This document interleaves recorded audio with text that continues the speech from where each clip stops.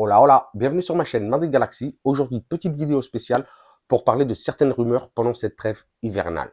Et surtout, la grosse rumeur comme quoi le Real Madrid aurait tiré un trait sur Kylian Mbappé. Waouh, incroyable. On l'attend depuis 6 ans et soi-disant, ce sont des rumeurs qu'on a vu apparaître beaucoup dans les médias, beaucoup sur les réseaux sociaux, comme quoi le Real Madrid aurait une croix barré sur Kylian Mbappé et donc il ne viendrait plus au Real Madrid. En tout cas, ce ne serait plus l'objectif numéro un. On va en parler un petit peu puisque, comme vous l'avez vu sur la miniature, il est sûr et certain que pour 2024, une grosse star, enfin top mondial, va arriver en attaque au Real Madrid. Et ça, c'est sûr et certain.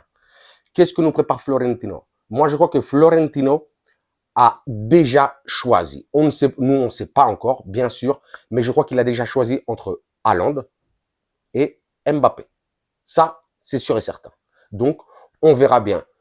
Nous, ce qui nous intéresse, c'est vraiment de savoir qui nous conviendrait le mieux ou le plus en attaque au Real Madrid pour accompagner Rodrigo et Vinicius et Arda Güler aussi et Bellingham et j'en passe. C'est vrai qu'il nous manque, on le dit depuis pas mal d'années, surtout depuis le départ de Cristiano Ronaldo, qu'il nous manque une superstar au Real Madrid, mais surtout un attaquant de classe mondiale. Cette année, on vient de recruter Rosselló. On sait que c'est pas ouf. Même si je l'apprécie beaucoup, hein, il fait le taf, donc toujours je big up Rosselló. Hein. Mais quand même, on a besoin de quelque chose de très lourd, très sérieux. Et donc, on peut se poser la question, qu'est-ce qui nous convient le plus? Haaland, Mbappé. Pour commencer par Mbappé. Mbappé, top mondial, 2 finales de Coupe du Monde, une finale remportée, une finale perdue, mais quand même, un nombre, beaucoup de buts. C'est pas le goleador peut-être le plus gros qui est cette saison, hein, surtout que on voit que Kane, qu'on aurait peut-être pu même recruter cette année, malgré son âge un pet avancé, et au Bayern, et il est en train de faire du sale au Bayern, il est en train de casser tous les records. En tout cas, pendant les premiers matchs, hein, je crois que c'était 17, 18 buts en 11 matchs, quelque chose comme ça. Il est en train de battre tous les records en Bundesliga. Mais bon, on l'a pas recruté, donc on va pas parler de trop de Ken, ou pas du tout même. Mbappé, c'est ça. C'est des buts, des dribbles, des feintes, de l'intuition. Il a aussi beaucoup une certaine énergie qui propage avec ses équipiers. Donc Mbappé, hein, beaucoup de passes décisives aussi. Hein. C'est ça aussi Mbappé. C'est vraiment, même si il est pas énormément collectif, hein, il est comme assez perso en attaque, mais très gros joueur. Erling Haaland, euh, que dire de lui? Il a déjà tout cassé en première ligue. Il a déjà, sur sa première année, il a cassé tous les records. Donc, énormissime. C'est vrai qu'il connecte un petit peu moins avec l'équipe, mais toujours présent là où il faut l'être. Que ce soit pour la pousser au fond des filets, des frappes de loin, il est bon de la tête, il est énormément physique, il fait un petit peu moins de passes D que Kylian, mais un joueur aussi exceptionnel. Hein. Haaland, c'est vrai qu'il est un petit peu plus jeune quand même. Il a plus de physique, moins de qualité, je dirais, technique, en tout cas, de ce que je pense. Hein. Après, vous me dites en commentaire ce que vous en pensez, bien entendu. Hein. Et donc, c'est ce qu'on a entendu cette semaine. La rumeur, c'est pour ça que je parlais un petit peu des deux joueurs, puisque en vrai, c'est du bon de prendre n'importe lequel des deux. En vrai, c'est un bon investissement. Et ce que j'ai entendu justement cette semaine, c'est que le Real Madrid ne veut plus, soi-disant, Kylian Mbappé parce qu'il coûte trop d'argent et vis-à-vis aussi de son âge. Et là, je tiens à dire que c'est vraiment n'importe quoi. C'est n'importe quoi, puisqu'il est quand même très jeune. Hein. Il a 25 ans et là, il va sur les 26 ans. Donc, voilà quoi. Quand on a recruté Zizou, Figo, tous les Galactiques, Beckham et compagnie, bon, ils avaient un certain âge hein, déjà. Ils avaient déjà dépassé ce cap et pourtant, on les a signés et très cher. C'était à chaque fois les joueurs les plus chers de l'histoire. Donc, ça, c'est n'importe quoi. Après, on a aussi j'ai entendu parler du retour sur investissement. Le retour sur investissement aussi, ça me paraît une plaisanterie, hein, puisqu'on sait que que Mbappé, ben, bien entendu, est une star, il vend énormément de maillots. Et en plus, il joue à Paris, hein, pas pour dénigrer Paris, ni rien du tout, mais ce serait vraiment passer à un autre niveau que ben, qu'une star internationale top mondiale comme Mbappé arrive au Real Madrid. Ce serait vraiment un gros coup marketing de la part de Florentino. Donc pareil, retour sur investissement, j'y crois pas. Au niveau de l'âge, j'y crois pas. Et là, on se pose la question au niveau du sportif.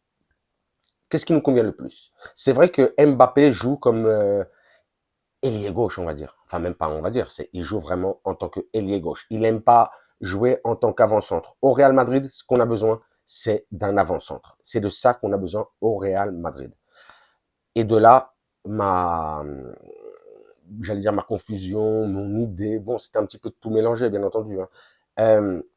Haaland euh, serait totalement le joueur auquel on aurait besoin. Mais vraiment, c'est totalement cet avant-centre auquel on aurait besoin. Puisque si Mbappé vient, qu'est-ce qu'on fait? On met Rodrigo sur le banc? Bon, peut-être, mais si on met Rodrigo sur le banc, on doit, parce que si Kylian vient, il va vouloir jouer à gauche. Donc, on balance Vinicius à droite. Vinicius à droite, il y a plusieurs années, il a déjà joué à droite. On voit que s'il peut permuter de temps en temps avec Rodrigo, mais son placement idéal, c'est ailier gauche. C'est exactement le même poste que Kylian Mbappé. Donc vraiment compliqué à ce niveau-là. Donc, mais sportivement, c'est vrai que Haaland nous ferait énormément de bien. Ce serait vraiment le top du top. Puisqu'on sait que de toute façon, il y en a seulement un des deux, comme je l'ai dit tout à l'heure, un seul des deux qui va venir l'année prochaine. On a aussi entendu énormément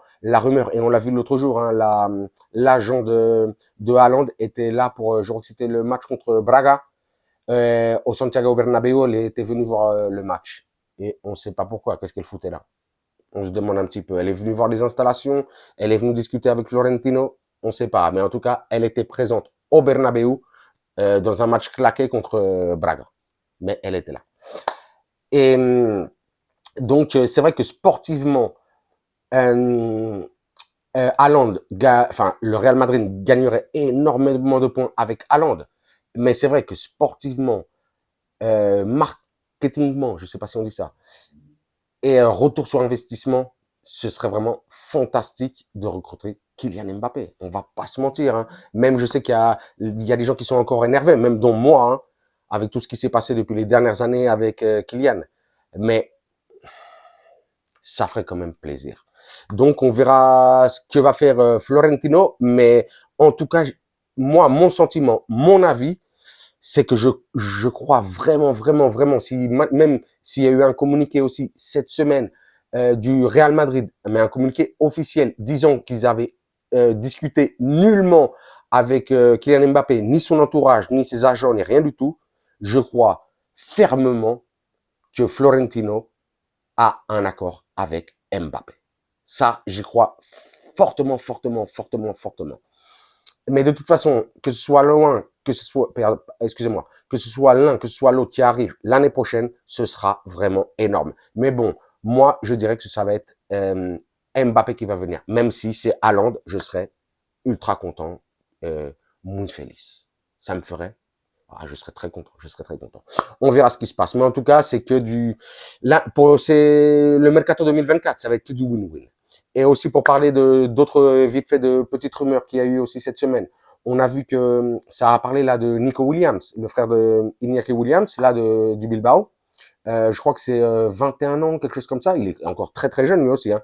Mais pareil, il joue ailier droit. Et quant à Arda Güler, quant à Rodrigo, pourquoi signer un Nico Williams? Et je pense que Nico Williams n'est même pas meilleur ni que Rodrigo, ni Arda Güler. Même si Arda Güler, on l'a même pas vu cette année. Mais bon, ça arrivera, ça arrivera. On verra. Ça a parlé de lui. Moi, franchement, j'en veux pas. Mais bon, c'est pas moi qui décide. On a aussi vu Gonçalo Inácio, le défenseur portugais, qui serait très intéressant lui aussi. Hein, je crois que c'est 22, 23 ans, quelque chose comme ça. Vraiment aussi très, très jeune, avec un gros potentiel. Donc, franchement, ça me ferait vraiment plaisir pour l'année prochaine de le recruter. On a aussi entendu Grimaldo, là, celui qui vient d'être sélectionné. C'est vrai que lui aussi, il a un âge un peu plus avancé en tant que latéral gauche. Il est petit, je crois que c'est 1m71, mais bon, latéral, ça le fait. Sur le latéral gauche, peut-être quand Mendy partira l'année prochaine, même on sait même pas ce qui va se passer non plus avec Franck Garcia. Donc aussi, ça pourrait être très intéressant. En plus, un très bon tireur de coups francs. Un mec qui est déjà dedans là. Il a 28-29 ans, comme je vous dis. Il sait tout faire. Il sait tout faire. Peut-être le vrai problème, c'est qu'il n'est pas assez polyvalent pour passer en défense centrale. Au contraire de Alphonso Davies. Alphonso Davies, je crois aussi, c'est 23 ans, quelque chose comme ça, lui aussi. Très très jeune. En plus, il est en fin de contrat au Bayern. Il pourrait venir gratuit avec une prime. Là aussi, ça pourrait le faire, même peut-être remplacer, comme je viens de dire, hein, Franck Garcia et Fernand Mendy pour Grimaldo et Alphonso Davies. En plus, Alphonso Davies, il peut toujours dépanner, que ce soit en défense centrale et, et sur le latéral droit. Et après aussi, il faudra penser à un vrai latéral droit. Mais bon, ça, c'est notre histoire. Et juste pour finir la vidéo là, parce que là je suis en train de m'étaler. L'autre jour, il y a eu aussi l'assemblée du Real Madrid où j'ai beaucoup aimé Florentino qui a répondu à la Liga, qui a répondu à Laporta, qui qui a aussi parlé de la Super League. J'ai trouvé vraiment un Florentino impeccable, vraiment notre plus grand président hein, depuis peut-être Santiago Bernabéu.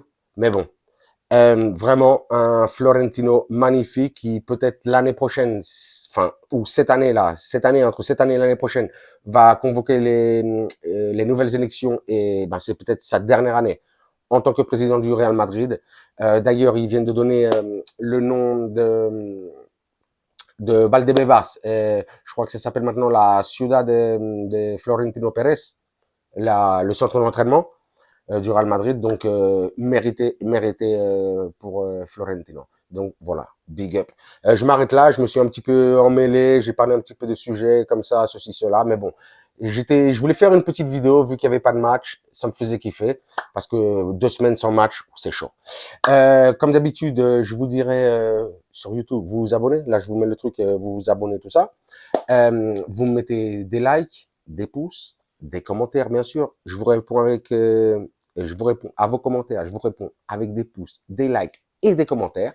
Et sur ce, je vous dirai, comme d'habitude, hasta la próxima et à la Madrid.